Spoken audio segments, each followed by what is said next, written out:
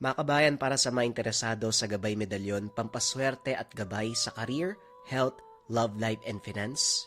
Gawa ito ng 6 na sa Negros, napapalibutan ng simbolo ng mga baybayin na ang ibig sabihin ay kalasag, kalakasan, kayamanan at katalinuhan. At ang nasa loob na arrows ay mula sa Buskalan Tattoo. May kasamang orasyon at guidelines ang package ninyo mga kabayan, pero buhay na yan, isosot na lang. Para sa mga interesado, nasa description ang link. Pwede na kayo mag-order cash on delivery yan. Maraming salamat. Ang kwentong ito ay hango sa totoong buhay. Mula ito sa isa nating kabayan, na itago na lang natin sa pangalang Rael. Taong 1977, probinsya ng Davao. Abot tenga ang ngiti ni Rael habang binibilang ang kinita sa naganap na bentahan. Higit kumulang 50 buwing ng saging ang pinakyaw ng suki. Inggit ang lahat ng kasabayan dahil kakarating lang nila sa lugar. Naubos kagad ang paninda. Sa probinsya ng Davao, isa sila sa may pinakamalawak na taniman ng saging. Madalas nag-aani at kumikita ng malaki. Ito ang natatanging yaman ng pamilya para matustusan ng pang-araw-araw na gastusin. Dahil masyadong sagana ang pananim, humantong sa punto na dinadayon ng mga kapitbahay at kakilalang magsasaka upang mag-usisa. Nangungulit upang malaman ang pamamaraan nila Rael. Rael, magandang araw. Nandyan ba si Mang Teopilo? Baka pwedeng makausap siya ngayon. May mga katanungan lang naman ako. Oh, daming kita ah. Umaga pa lang pero ubos kagad ang paninda. Kahit hindi na ang tatay mo, ikaw na lang. Ano ba ang sekreto niyo mag-ama para mapanatili ang kasaganahan ng sagingan? Sige na, sabihin mo na sa akin. Eto naman parang ibang tao. Hindi ko naman ipagkakalat eh. Tanong ni Mang Jose, isa sa mga magsasaka na pabalik-balik sa kanilang lugar.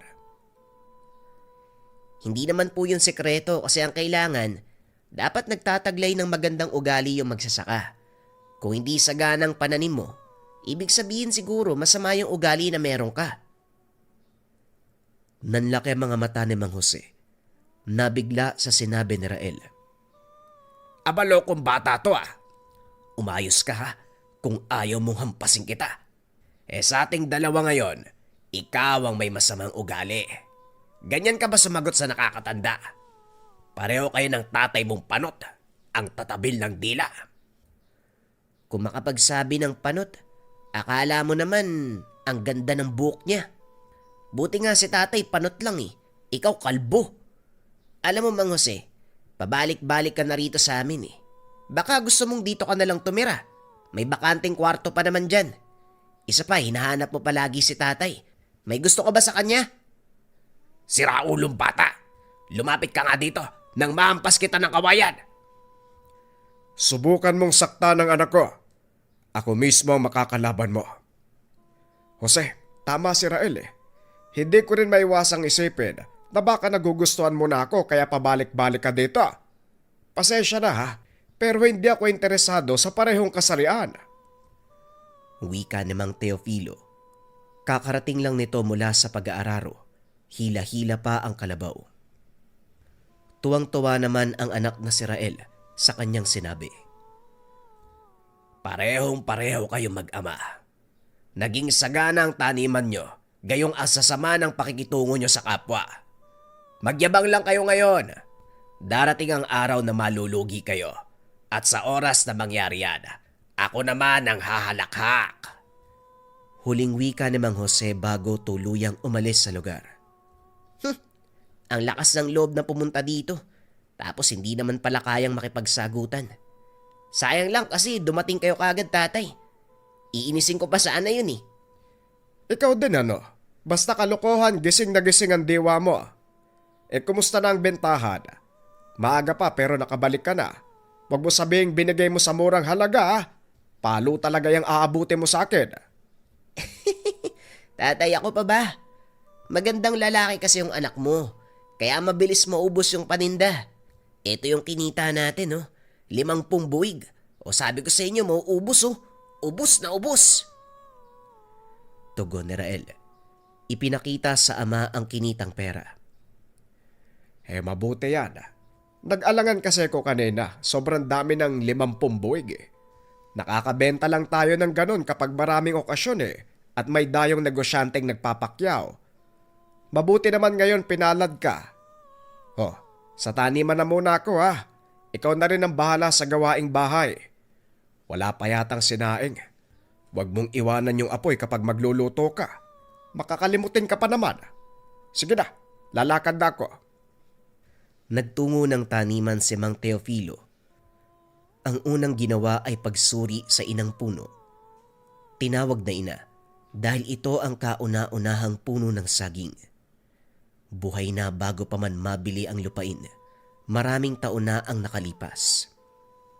Hindi nagbubunga pero nagpupuso isang beses sa bawat taon. Naalala pa ang araw kung kailan pinagkalooban siya ng biyayang hinding-hindi matatanggihan. Ang pinakaunang puso nito, nagtataglay ng mutya na tangan ngayon ni Mang Teofilo. Ito rin ang dahilan ng kasaganahan ng taniman at higit sa lahat, nagbibigay lakas at proteksyon laban sa mga aswang na nagtatangkang lumapit sa kanila. Sa katunayan, hindi lang mga kapitbahay ang pabalik-balik para magtanong tungkol sa taniman. Marami ng aswang ang sumubok. Hinahanap ang mutya ng saging. Hindi maintindihan ni Mang Teofilo kung bakit, pero isa lamang ang alam niya. Kukunin ng kahit anong nilalang o elemento, maging tao ang mutya kapag hinayaan niya. Pero hindi niya ito binibigyan ng pagkakataon. Kahit sino, kahit anong uri ng halimaw ang mapapasadya, walang takot na hinaharap. Kampante si Mang Teofilo dahil alam niyang protektado ng mutya. Nang makitang maayos ang kalagayan ng inang puno, itinuloy niya ang ibang gawain. Tinatabas ang mga ligaw na damo. Ang iba pa ay umakyat na sa mga puno. Inalis na ang mga tuyong dahon. Pagkatapos ay pinausukan ang mga ito. Matapos malinis ang buong taniman, naupo sa tabi si Mang Teofilo. May ginawa siyang tambayan na merong mga upuan at mesa upang magkaroon ng pahingahan. Nang masiguradong walang tao sa paligid, inilabas niya ang tangan at kinausap ito. Sa ngayon, maayos pa ang takbo ng panahon. Ilang buwan na ring payapa ang sagingan, pero hindi nangangahulugan na wala ng panganib. Alam natin pareho na basta na lamang sasalakay ang mga aswang. Kung hindi inasahan, magkakasabay-sabay pa yan. Handa kong pagsilbihan ka buong buhay ko. Pero ipangako mo sa akin na patuloy mo kong gagabayan. Hindi naman ako nagdududa. Gusto lang talaga kitang kausapin. Nasanay siyang kausapin ng tangan lalo na kung walang ibang makausap. Minsan na rin siyang naisipang baliw ng anak dahil inakalang nagsasalita mag-isa. Akala ko kung sinong kausap. Yan lang pala. Nakakagulat ka naman, tay. Bakit ka nandito? Ang sabi ko, gawaing bahay ang atupagin mo. Nakapagsaing ka na ba? Wag mo sabihing iniwan mo na naman para sumaglit sa kalokohan. Ay nako Rael ha, kaunti na lang talagang malilintikan ka sa akin eh. Nagiging pabaya ka na. Hindi ka ba nadala nung nakaraan? Kamunti ka na masunog yung bahay natin eh. Balak mo pa yatang ulitin. Si tatay naman hindi na ako pabaya. Si Mang Enrico kasi nagdala ng pagkain sa bahay. Kaarawan ng apo niya. Napaaga ang pagluluto. Wala masyadong bisita kaya binagian tayo. Marami nga eh. Hindi na ako nagluto. Yun na lang yung kainin natin. Ganun ba? Ay mabuti naman. Nga pala, may bunga na pwedeng anihin. Puntahan mo kaya si Maring Erna. Magtanong ka kung bibili ba siya. Sayang kasi kapag inabot ng pagkainog, baka biglang malanta. Opo, pero mamayang hapon na siguro. Nasa kabilang bayan pa yun sa ganitong oras eh. May iba pala ako, tay. Si Tia Rosario ba nagkaanak? May nagpadala ng sulat eh. Sinasabing anak siya ni Tia. Nakiusap na manirahan muna sa atin kasi nasunog yung tahanan nila sa Cagayan. Mag-isa lang naman daw siya sa buhay. Walang ibang malapitan eh. Filomena ang pangalan. Tignan nyo. Si Rosario may anak. Meron nga ba? Ay parang wala naman siguro. Wala akong matandaan na nagkaanak ang babaeng yon. Ni hindi nga siguro nagkaroon ng kasintahan eh. Wala kasing ibang inatupag kung hindi yung gawaing bukid. Ilang taon na rin ang nakalipas magmula nung huli ko siyang nakita. Pero sigurado ako hindi nagkaroon ng anak. Baka kamo nobya mo. Nahihiya ka lang magsabi, dinadamay mo pa yung yumaong tao eh. O hindi po ah. Wala pa ho sa isip ko yung ganyan. Pag-iisipan pa ako ng kung ano. Yun po talaga ang sinabi. Anak daw siya ni Tio Rosario. Ay so sa panahon ngayon, menor de edad o hindi, nagkakagustuhan na. Magtapat ka Rael, may ibabahay ka no? Si tatay naman kung makapagsalita parang hindi ako kilala eh. Paano kung magkakaroon ng kasintahan? Kagaya ni Tia Rosario, gawaing bukid lang yung inaatupag ko. Rumarason ka pa. Tumayo ka nga, umuwi na tayo. Nagugutom na ako eh. Pakibitbit ng itak at mga sako. Huwag kalimutan ng posporo nandyan sa gilid ng bato. Wika ni Mang Teofilo. Nauna siyang naglakad samantalang naiwan si Rael para gawin ang inutos. Sumunod din pagkatapos. Dakong hapon na may kumatok sa pintuan, kasalukuyang nakatulog ang ama. Naalimpungatang bumangon, si Rael ang nagtungo sa pintuan para alamin kung sino ang bisita. Bukas naman yung pinto, kumakatok pa. Sandali nga lang. Katok ng katok ang ingay. Sino ka ba? Ang ganda mo ha. Nawala ang antok ni Rael nang makaharap ang babae. Nakangiti ito sa kanya. Dali-dali namang pinuntahan ng ama para ipagbigay alam ang dumating. Tatay, ang ganda niyo. Ang ganda-ganda. Tingnan niyo, dalian niyo. Ay, anong maganda? Wala namang maganda sa lugar na ito. Eh, sandali, wag mo kong hilahin, lokong bata to. Sabi wag mo kong hilahin eh. Tarantang-taranta. Sino ba kasi yan? Sino ka ba, iha? Naligaw ka ba? Katulad ni Rael, natigilan si Mang Teofilo nang makita ang babae. Nakakasilaw ang gandang taglay, nang hahalina ang ngiti. Oh, babagal-bagal ka pa kanina, matutulala ka rin pala. Magandang hapon po sa inyo. Ako po si Mina, anak ni Rosario de la Cruz. Ako rin po yung nagpadala ng sulat. Ikaw po ba yung chewing kong si Teofilo? Nagtanong-tanong ako noon dito daw po yung bahay nyo. Ako nga pala si Rael, nag-iisang anak ni Teofilo. Kung anak ka ni Tia Rosario, ibig sabihin magpinsan tayo. Ay nako. Pero sige, pasok ka sa munti naming tahanan. Ako nang bahalang magpasok na mabagahe mo. Wika ni Rael. Tumango ang dalaga at pumasok. Naupo sa sala. Habang pinagsisilbihan ni Rael ang bisita, hindi maiwasan ni Mang Teofilo ang mapaisip. Hindi siya naniniwalang may anak ang yumaong kapatid. Iniwan niya ito sa Cagayan noong araw at wala nang balita hanggang sa sumakabilang buhay. Pero sigurado siya na hindi pabaya sa sarili at nagpapabuntis sa kung sinong lalaki. Takot ngang lumabas ng bahay ang kapatid. Saka lang aalis kung merong kasama. Nang hindi mapigilan ng katanungan, nilapitan niya si Mina. Iha, wag mo sanang mamasamay ng tanong ko. Sigurado ka bang ako ang hinahanap mong tsuhin? Baka nagkataon lang na magkapangalan ng ina mo at ang yumao kong kapatid. Sigurado kung walang anak si Rosario. Sumalangit nawa ang kaluluwa niya. Tay, ayos ka lang. Nagpakilala na nga, pinagdududahan mo pa. Anak nga siya ni Tia, tignan mo. Parang si Tia naman mahinhin, maganda, matangkad, maputi. Ayaw mo bang maniwala? Wika ni Rael. Hinila siya ng ama sa labas.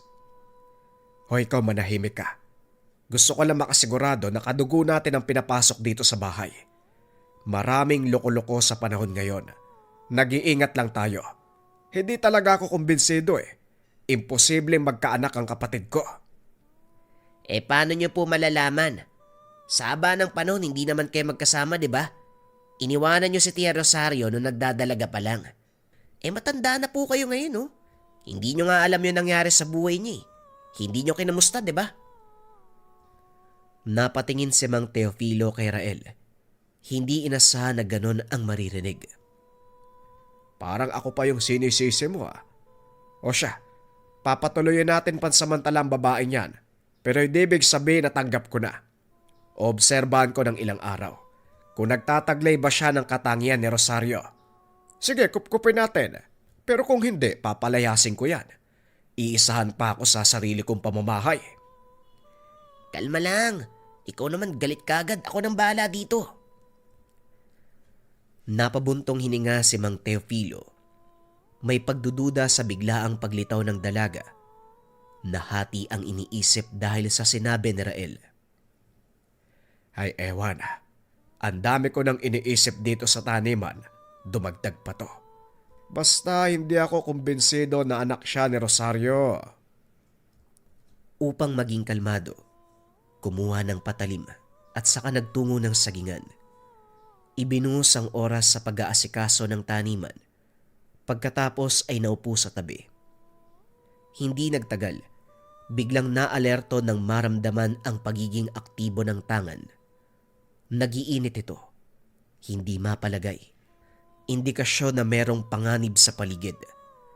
Dali-dali siyang luminga at hinanap ang posibleng pagtataguan ng nilalang. Sinuri ang buong sagingan. Makalipas ang ilang sandali, hindi tumigil sa pagbigay ng senyales ang mutya. Nalibot na ni Mang Teofilo ang buong taniman subalit walang mahanap. Nagtaka rin dahil walang bakas, walang amoy, tanging senyales lang ng tangan. Ano bang nangyayari? Imposible magkamali ang mutya. Sa oras na merong mapansin sa paligid, meron talaga yan. Kaso wala akong mahanap eh. Nandito ba sa malapit o nasa malayo? Tanong ni Mang Teofilo sa tangang mutya. Tinignan niya ang paligid. Naglibot sa ikalawang pagkakataon. Nagbabaka sakali na may nakaligtaan. Kaso nga lang wala talagang makita. Sumakit na lamang ang ilong sa ilang ulit na pag-amoy sa hangin. Kahit kaunting samyo ay wala pa rin. Kung wala rito sa taniman, siguradong nasa ibang lugar. Sandali nga. Bitbit ang itak at saka nagtungo sa unahan. Sinuring mabuti ang mayayabong nalaman. Damuhan, kabilang taniman, pero wala pa ring mahanap. Umuwi na lamang siya at inisip na baka humingi ng dasalang tangan at nagkamali ng pag-intindi. Pagpasok ng bahay, nagulat na lamang dahil nawala ang senyales. Kanina lang hindi mapalagay pero ngayon ay natahimik. Nakaiga si Mang Teofilo. Dumiretso na rin sa kwarto upang magsagawa ng orasyon at dasal para sa tangan. Pagsapit ng gabi pagkatapos maghapunan, nasa bakuran silang tatlo at nagpapahangin. Wala namang tigil sa pagdaldal si Rael. Kinukulit ng mga katanungan si Mina. Nga pala, sinong tatay mo? Alam ko maganda si Tia Rosario. Pero kakaiba yung itsura mo eh. Parang may halo kang ibang lahi. Dayuhan ba ang tatay mo? Amerikano ba? Hindi ko alam ang totoo niyan. Iniwan si nanay habang pinagbubuntis pa lang ako. Hindi ko nakita eh. Tapos nung nanganak na, namatay si nanay. Sa kapitbahay nga ako lumaki kay Aling Merna, yung mananahi. Kawawa ka naman pala.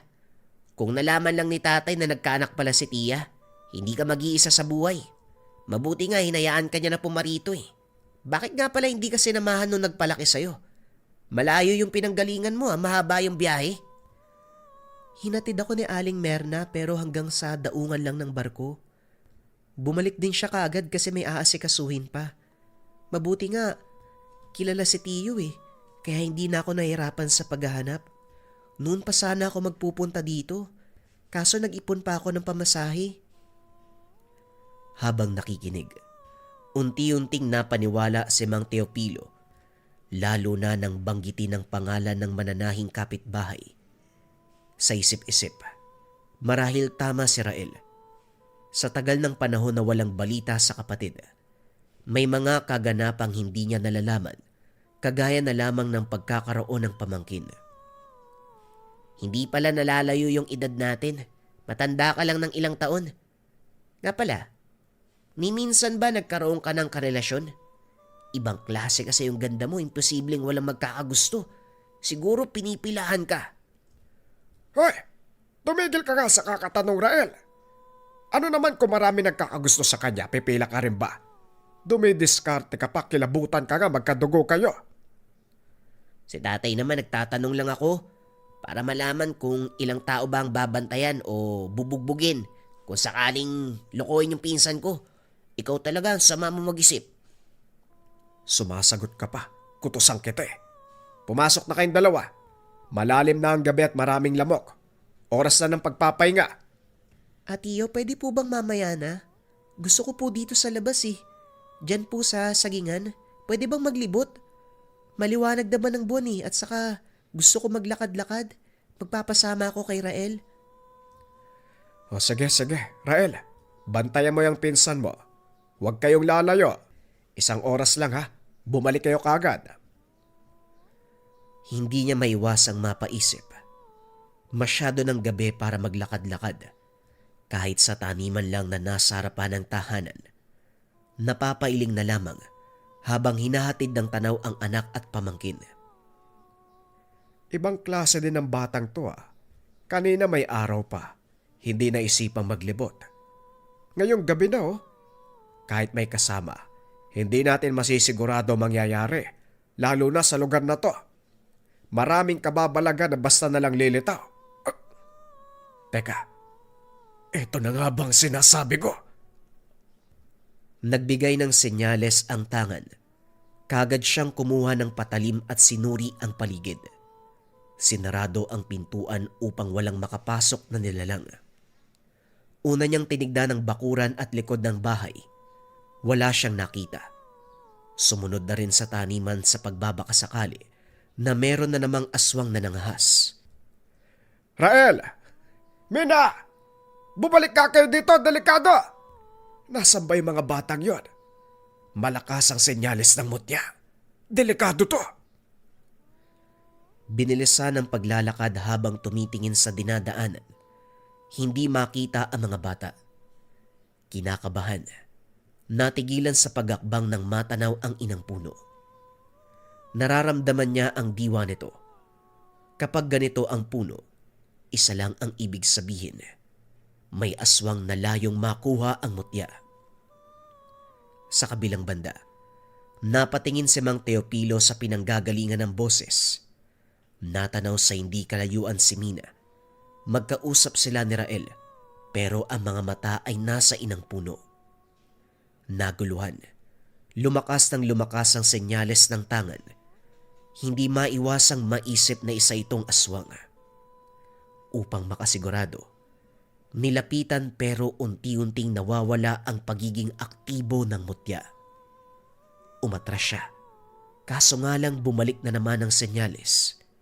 Nang lumapit, nawala na naman. Muling umatras at bumalik na naman ang senyales. Napahinga ng malalim si Mang Teofilo habang nagtatakang tumingin sa babae. Tay, ikaw ba yan? Anong ginagawa mo dyan? Kung hindi kita nakilala, iisipin ko magdanakaw ka ng saging eh. Talagang may dala ka pang itak ah. Wika ni Rael nang makita ang ama. Lumapit sila at tuluyang natahimik ang mutya. Naalala ko kasi yung saging na dapat kaninang hapon ko pinutol. Marami na kasing hinog eh. Nabali ang puno. Bumigat ang buwig. Nahinto ako, nalito sa daan eh. Mabuti pa siguro kung babalik na lang kayo sa bahay gabi na. Naglalakwatsa pa kayo dito. Bukas siya ipagpatuloy ang paglilibot. Sumunod ang mga ito. Habang lumalakad tinitignang mabuti si Mina. Pagkalis ng dalaga ay nabuhay ang mutya. Sandali nga.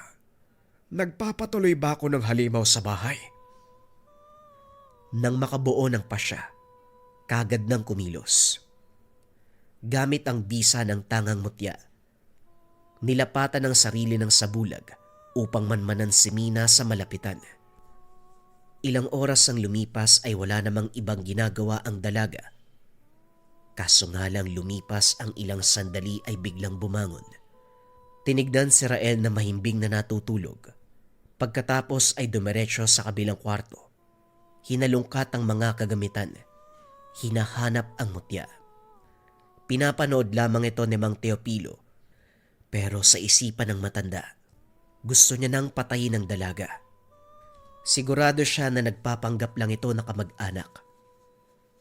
Nang tumagal lumabas ito at sa ibang bahagi ng tahanan naghalungkat. Dahil walang makita, nagtungo sa sagingan. Wala sa tahanan ng mutya, kaya sigurado ko na nandito sa taniman. Konting oras na lang ang meron ako. Kailangan ko nang bumalik sa angkan. Wika ni Mina. Ibang-iba ang boses nito habang sinusuri ang bawat puno ng saging. Siraulong aswang.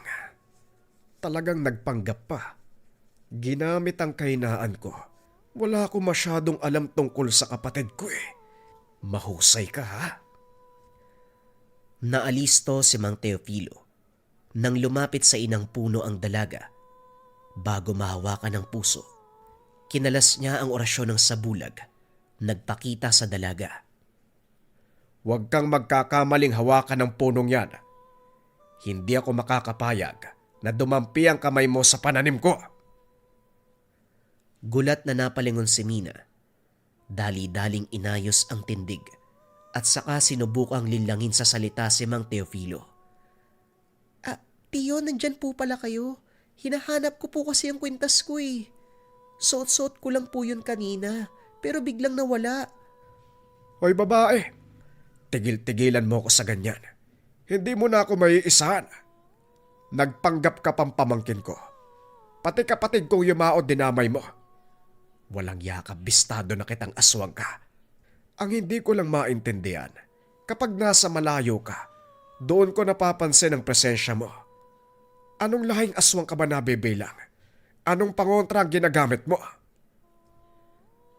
Unti-unting nagbago ang reaksyon ni Mina. Dito na napansin ni Mang Teopilo ang amoy nito. Ang tanga naman, hindi mapakali. Napakainit at naglalabas ng enerhiya.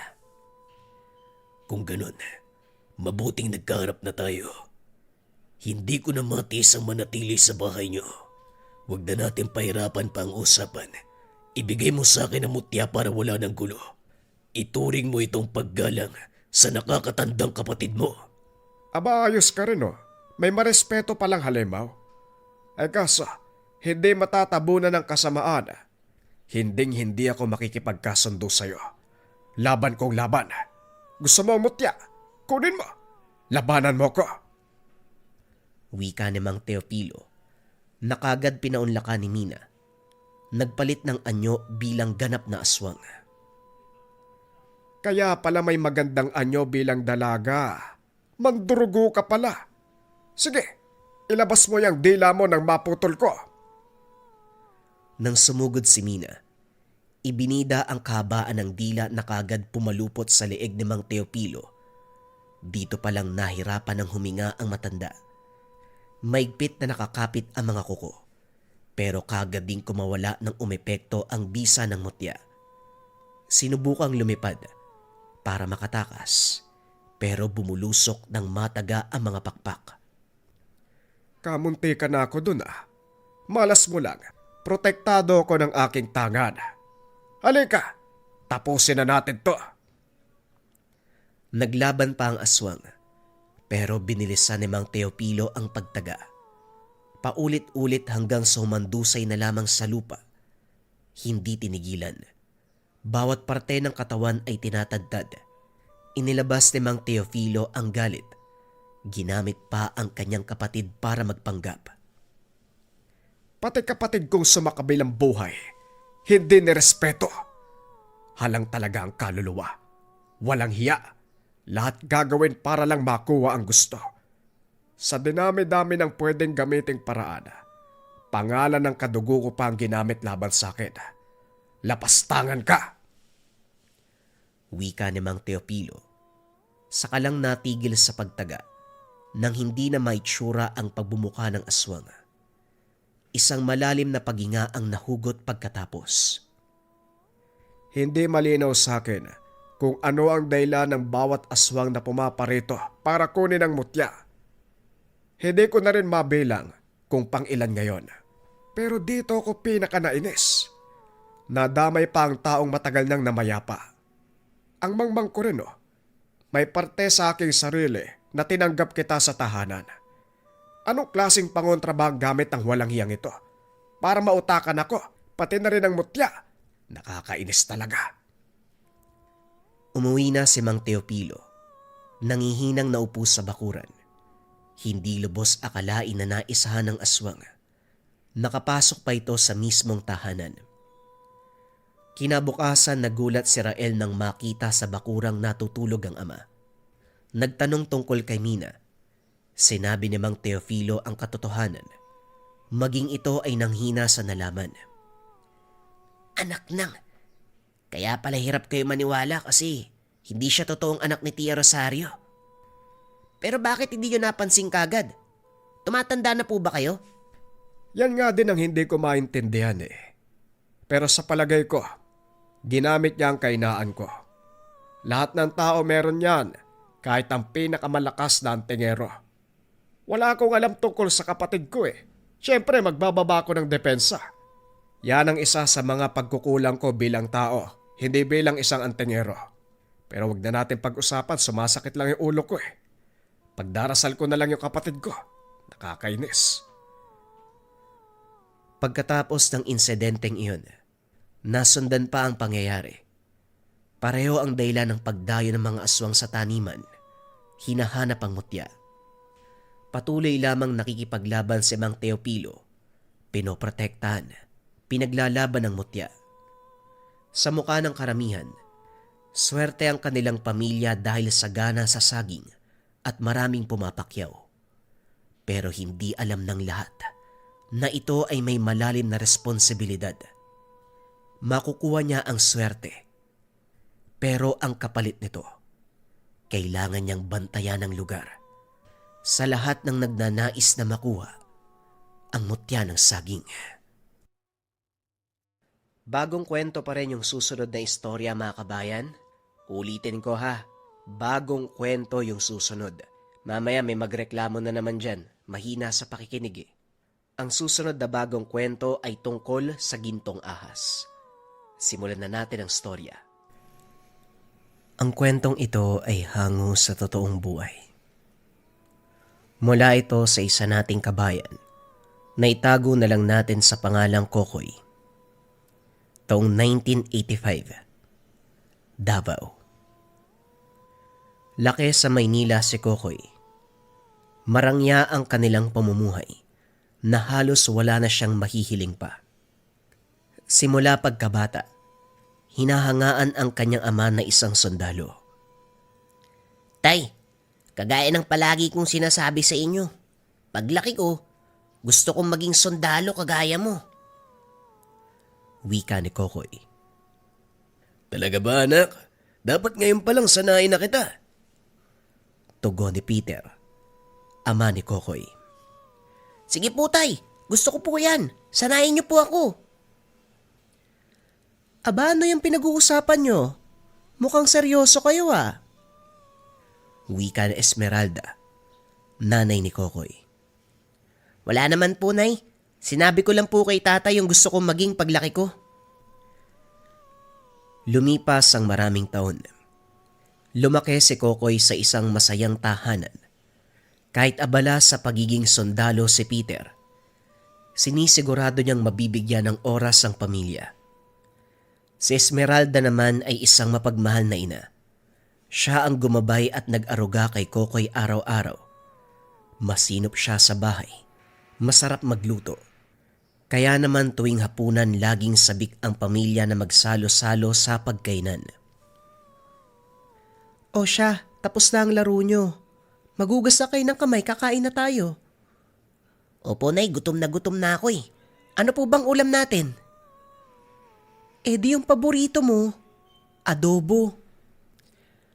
Masaya at puno ng halakhak ang kanilang hapagkainan. Kwentuhan ng mga pangyayari sa maghapon. Asara ni Kokoy at ng kanyang ama at ang malambing na pagsaway ni Esmeralda. Ganito palagi pagsapit ng gabi. Sa kabila ng marangyang pamumuhay nila sa Maynila, itinuturo ni Peter at Esmeralda kay Kokoy ang kahalagahan ng kasipagan at respeto sa kapwa. Hindi nila hinayaan na lumaking sunod sa luho ang kanilang anak. Sa halip, tinuruang maging masipag sa pag-aaral at matuto sa sariling sikap. Anak, palagi mong tatandaan, hindi lang pera ang sukatan ng tagumpay. Makikita yan sa pagiging mabuting tao. Opo, Tay. Sa murang edad, natutunan ni Kokoy ang halaga ng pamilya at pangarap. Sigurado siya isang araw, magiging sundalo kagaya ng ama. Ipagmamalaki rin siya ng pamilya. Isang gabi habang nag-aabang sila Esmeralda sa pagkainan, dumating ang isang sundalo na may dalang masamang balita. Pasensya na ho kayo pero si Manong Peter namatay sa engkwentro eh. Huminto ang mundo ni Esmeralda. Nanghina ang tuhod dahil sa balita. Si Kokoy naman ay hindi kagad nakapagsalita. Nakatitig lamang ito at tila pilit na inuunawa ang narinig. Anong ibig mong sabihin? Hindi totoo yan. Babalik si tatay. Babalik pa po siya dito. Tuluyang bumagsak si Esmeralda sa sahig. Humahagulgol. Habang si Kokoy ay nanatiling nakatayo. Tuliro at hindi makapaniwala. Ilang oras siyang hindi umimik. Umaasang isang masamang biro lang ito. Ngunit nang dumating ang kabaong ng ama, sa kanya tuluyang naintindihan ang katotohanan. Dumating ang maraming kaibigan ni Peter. Ngunit kahit gaano karami ang dumalo, hindi nito napunan ang lungkot na nararamdaman ni Kokoy. Anak, Kokoy, kailangan mong maging matatag ha. Kailangan mong tanggapin wala na si tatay. Hindi ko po kaya, Nay. Paano po tayo? Magmula noon nagbago ang buhay ni Kokoy. Ang dating masayang tahanan ay napalitan ng katahimikan. Ang hapagkainan na puno ng tawanan, ngayoy may puwang na kailanman ay hindi mapupunan.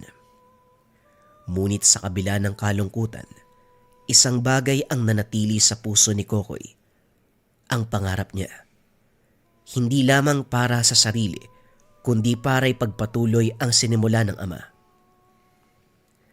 Matapos ang libing ni Peter, nagpa siya sa Esmeralda na umuwi sila mag-ina sa probinsya, sa lugar ng Davao. Wala na silang ibang maaasahan sa Maynila.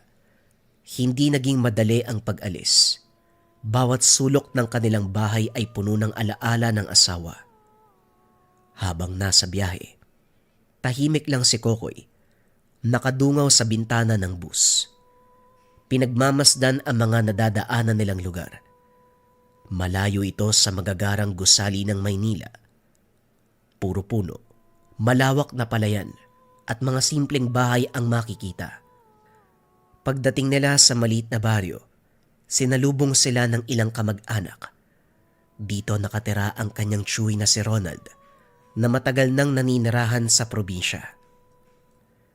Esmeralda, Kokoy, ay mabuti na lang nakarating kayo dito. Ala, sige, halika. Pasok kayo, pasok. Nagpatuloy sila sa loob ng bahay. Isang simpleng kubo na gawa sa kahoy at pawid.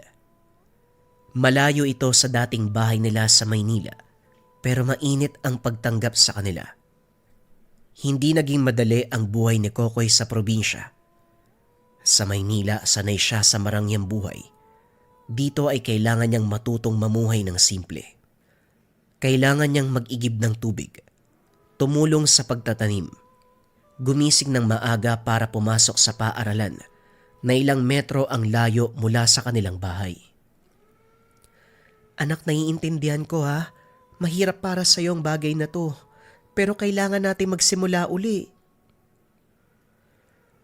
Sa eskwelahan, hindi rin naging madali ang pakikibagay ni Kokoy. Karamihan sa kanyang mga kaklase ay lumaki sa hirap. Hindi nila matanggap kagad ang isang bagong bata na nagmula pa sa Maynila. Siya yung bagong dating, di ba? Yabang oh. Laki daw sa syudad. Tignan natin kung kaya niya yung buhay dito. Narinig ni Kokoy ang sinabi ng mga kamag-aral pero hindi na lamang sumagot. Sa halip ay pinagpatuloy ang paglalakad patungo sa upuan. Dumaan ang mga buwan. Unti-unting natutunan ni Kokoy ang buhay sa probinsya. Napilitan siyang maging matibay at masikap. Kung noon ay sanay na may nag-aasikaso sa kanya, ngayon ay natutunang magbanat ng buto. Sa ilalim ng matinding sikat ng araw, natutunan niyang mag-araro kasama ang chewing. Natutunang mag-igib ng tubig sa poso at mag-ani ng gulay kasama ng ina. Isang araw habang nagpapahinga, kinausap siya ni Ronald. Kokoy, mahirap ba dito sa probinsya? Opo, tito, pero natututunan ko ng mahalin yung buhay dito. Alam mo minsan, ang hirap ay hindi parusa, kundi pagsubok para mas tumimay tayo. Sa puntong ito, unti-unting nagbago ang pananaw ni Kokoy. Handa nang harapin ang buhay sa probinsya. Isang hapon habang pauwi si Kokoy mula sa paaralan, nadaanan niya ang isang bakanteng lote kung saan may batang lalaki na abala sa pagsisibak ng kahoy. Mukhang magkasing edad sila at halatang sanay sa mabibigat na gawain. At dahil gusto niyang makihalubilo sa mga taga roon, lumapit siya at nakipag-usap. Magandang araw. Kumusta ka? Tumigil ang lalaki sa ginagawa nito at humarap sa kanya. Bago ka lang dito? Jeff ang pangalan ko. Oo, kakalipat lang namin ng nanay ko galing sa Maynila. Kaya pala mukhang di ka sanay sa buhay dito. Mahirap dito sa probinsya, pero masaya naman. Tama ka dyan. Ibang-iba sa dati kong buhay. Pero unti-unti ko namang natututunan. Napangiti si Jeff. Inabot ang kamay niya para makipagkilala. Ayos, kung gusto mo, tuturuan kita ng ilang bagay tungkol sa probinsya. Sige pare, maraming salamat ha. Mula noon naging matalik na magkaibigan sina Kokoy at Jeff. Magkasama silang pumapasok sa paaralan, naglalaro sa bukid, natutong mangisda sa ilog. Itinuring silang magkapatid na mga tao sa baryo. Habang nakaupo sila sa ilalim ng punong mangga, napag-usapan nila ang kanilang mga pangarap. Kokoy, anong pangarap mo? Gusto ko maging sundalo kagaya ng tatay ko. Napatango si Jeff. Halatang humanga sa determinasyon ni Kokoy. Ang galing ah. Balang araw sigurado ako matutupad mo yan. Napangiti si Kokoy. Sa kabila ng lahat ng pinagdaanan niya, pakiramdam ay unti-unting natatagpuan ang bagong tahanan. Hindi lang sa baryo, kundi sa mga tao na nagiging kaibigan. Kaso nga lang kasabay ng lahat ng ito, meron siyang kakaibang bagay na napapansin. Ang mga hayop sa paligid, masyadong malapit sa kanya. Madalas niyang napapansin ang mga baka at kalabaw, maging ang mga kambing ay palaging nakatitig sa kanya. Lalong-lalo na sa tuwing dumadaan sa bakuran ng kapitbahay. Meron pang pagkakataon, isang kalabaw ang ayaw umalis sa kanilang tahanan hanggang siya na mismo ang lumapit at hinaplos ito. Isang araw habang nagigib siya sa poso, lumapit si Jeff at napansin ang kakaibang nangyayari. Kokoy, napansin mo ba yun? Parang malapit sa'yo yung kalabaw ah. Oo nga eh. Parang gusto kong sundan kahit saan ako magpunta. Alam mo, bihira mangyari yan ha. Dito sa baryo, may mga matatanda na nagsasabi Kapag yung mga hayop lapit ng lapit sa isang tao, baka meron siyang kakaibang kakayahan. Napakunot ang noo ni Kokoy. Hindi niya alam kung ano ang ibig sabihin ni Jeff. Pero may isang bagay siyang sigurado. Pakiramdam niya, naiintindihan niya ang mga hayop sa paligid. Hindi man sa salita, pero meron siyang koneksyon sa kanila. Nang gabing iyon, habang nakaiga siya sa papag at nakatingin sa kisame, bigla niyang naalala ang ama. Tay, ano po kayang ibig sabihin nito? Wika niya sa sarili bago tuluyang makatulog. Kinabukasan habang naglalakad sa palayan, lumapit sa kanya ang isang matandang lalaki, si Mang Lorenzo, albularyo sa kanilang baryo. Kokoy, may napapansin ako sa iyo ha. Alam mo bang ibig sabihin niyan? Nagkatinginan si Kokoy at Jeff. Hindi pa man alam ni Kokoy ang kasagutan, pero ramdam niya may malalim na kahulugan ang nangyayari. Ano pong ibig niyong sabihin, Mang Lorenzo? Hindi lahat ng tao merong koneksyon sa mga hayop. Ikaw ha, kakaiba ka. Ibig niyo pong sabihin, may kakayahan si Kokoy? Napangiti ang matanda. Noon pa man, may ilang tao nang ipinanganak na may kakayahang makaramdam at makaunawa sa nilalang ng kalikasan. Mga hayop, halaman, maging ang mga bagay na hindi natin nakikita. Yan ay regalo mula sa amang may likha. Ha? Paano po nangyari yun? Wala naman akong ginagawa ah. Kusa silang lumalapit sa akin eh. Likas sa iyo ang katangian. Hindi magtatagal. Mauunawaan mo din ang lahat.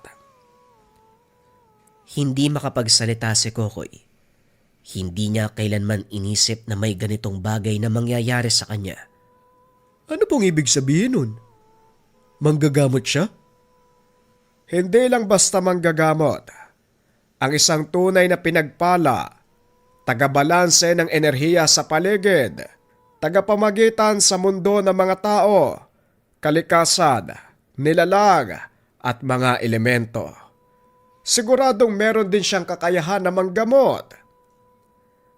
Sa isip ni Kokoy, hindi niya alam kung matutuwa o matatakot sa bagong natuklasan. Dito niya din lubusang napagtanto. Magmula nang dumating siya sa baryo, may kung anong puwesang nagtutulak sa kanya upang matuklasan ang tunay na pagkatao. Pero, paano ko po malalaman yung lahat? Paano ko po malalaman kung totoo? Darating ang tamang panahon, Kokoy. Kapag dumating ang pagsubok, ikaw mismo ang makakatuklas. Magmula noon hindi na maalis sa isip ni Kokoy ang sinabi ng matanda. Isang hapon habang naglalakad si Kokoy sa likod ng tahanan, napansin niya ang isang puno ng mangga na hitik na ang bunga. Nainggan niyang umakyat upang kumuha ng ilang hinog na mangga.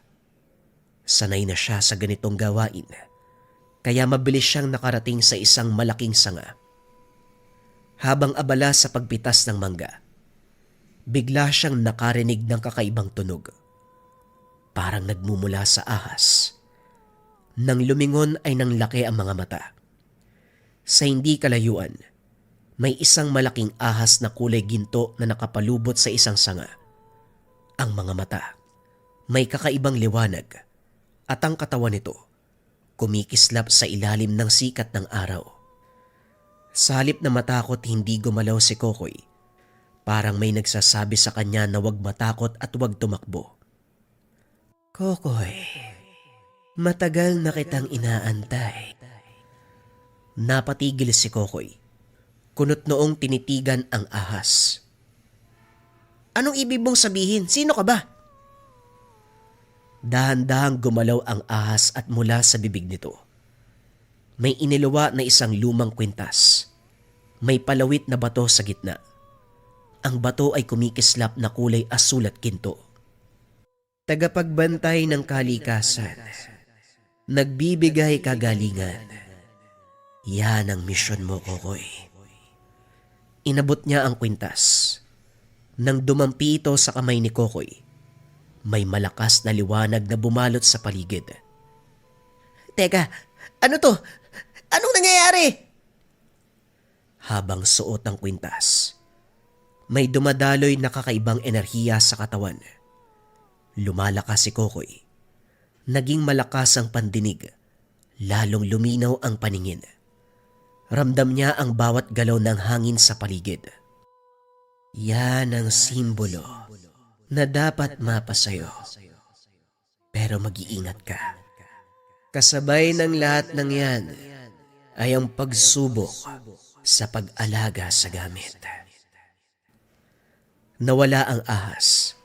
Naiwan si Kokoy sa sanga ng mangga. Hawak pa rin ang kumikislap na kwintas. Ano ba yun? Ano bang sinasabi niya? Hindi ko naman maintindihan. Hinawakan niya ang kwintas at muling tumingin sa paligid. Dito niya unti-unting napapagtagpi ang mga pangyayari. Magbula sa kakaibang pakiramdam pagdating sa baryo, ang pagkausap sa kanya ni Manong Lorenzo, at ngayon, ang pagpapakita ng gintong ahas at pagbigay sa kanya ng gamit. Nung una ay hindi masyadong pinagtuunan ng pansin ang nangyari. Kaso nga lang ng mga sumunod na araw, patuloy ang paglakas ng kanyang katawan. Habang naglalakad sa palayan, naririnig niya ang mahinang yabag ng mga hayop kahit malayo pa ang mga ito. Ang tunog ng hangin, ang paggalaw ng mga dahon. Pakiramdam niya, alam na alam ang nangyayari sa buong lugar. Kasalukuyan siyang nag-iigib ng tubig sa poso.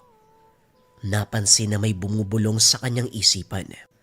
Tinignan niya ang buong paligid kaso wala namang nakita. Pinakiramdaman.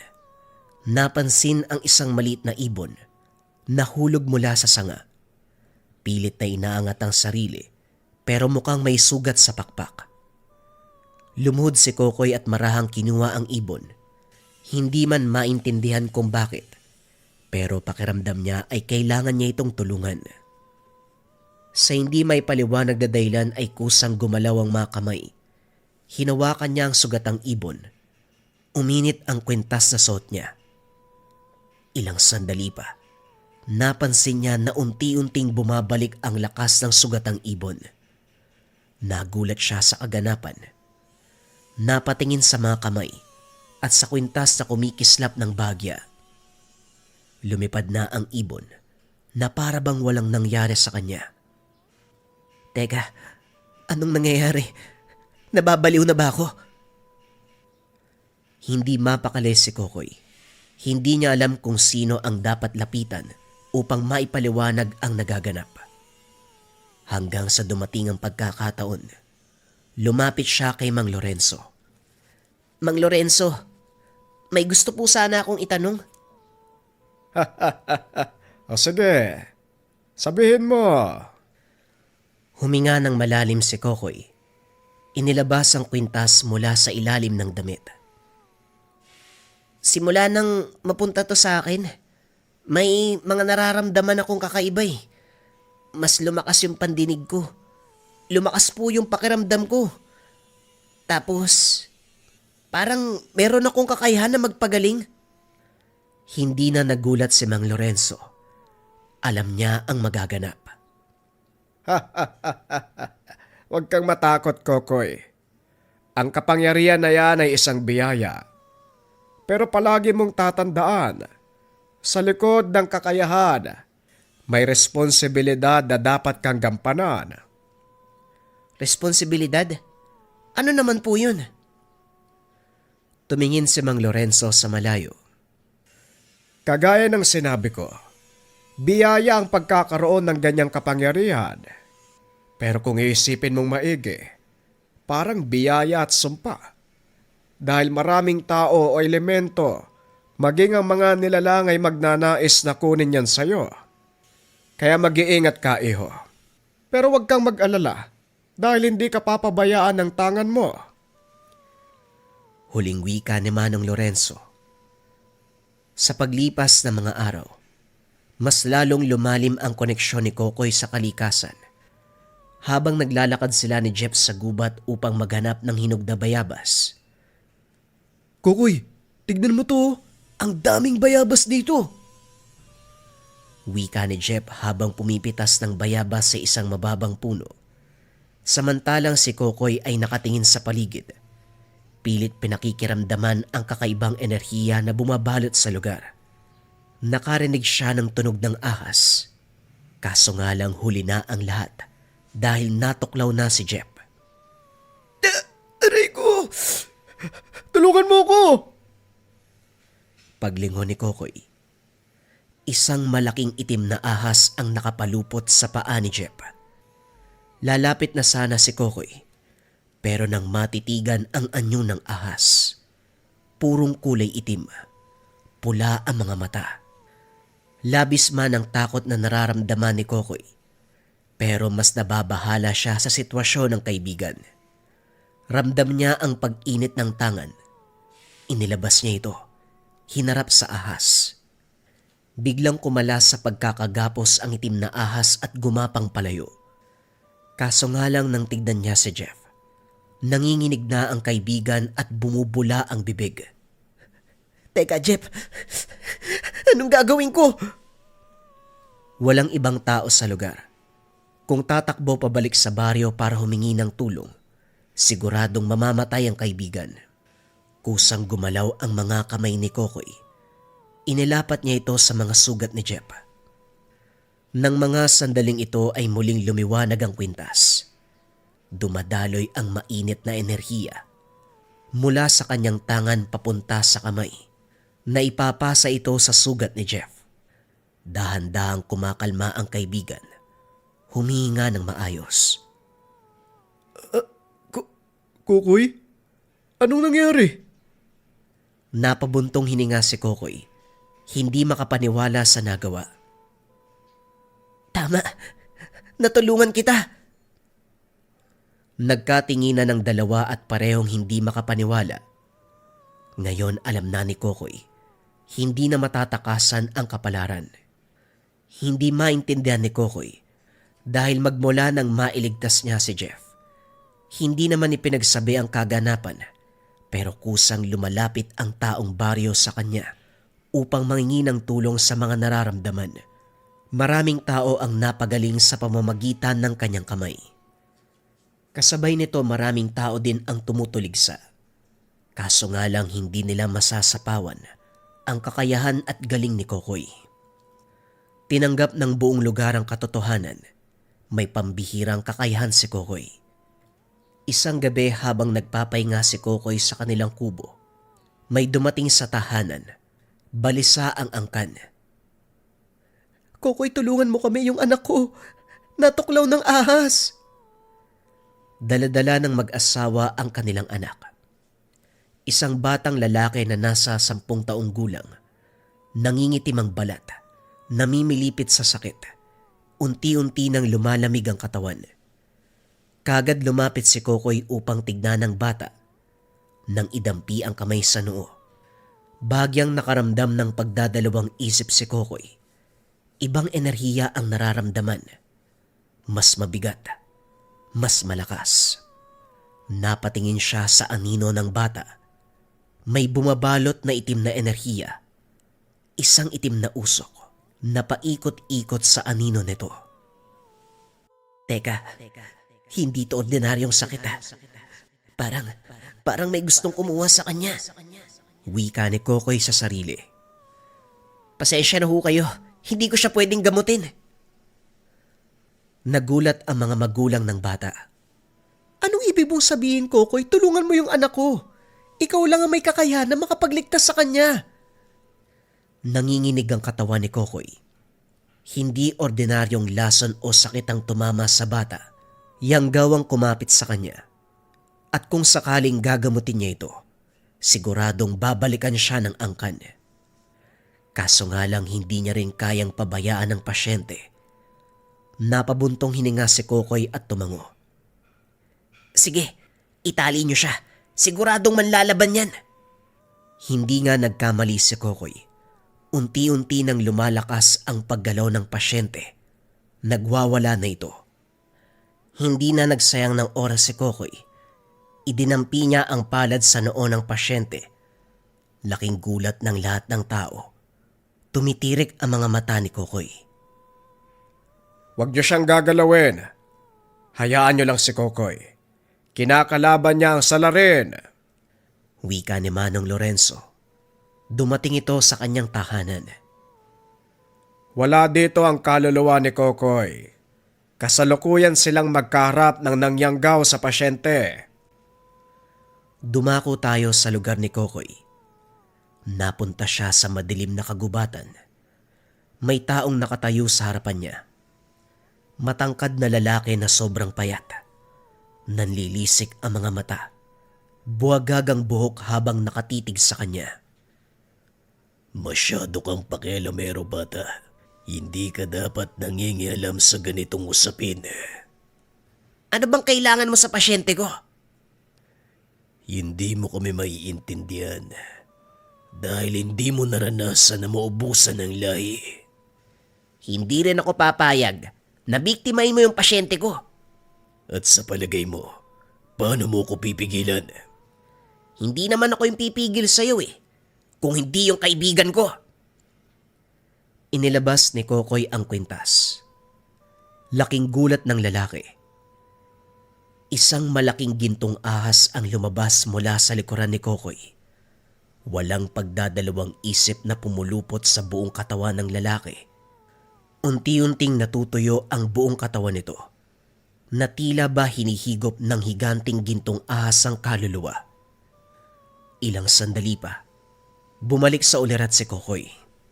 Kasabay ng lahat ng ito ay maayos na ang itsura ng pasyente. Ayos na.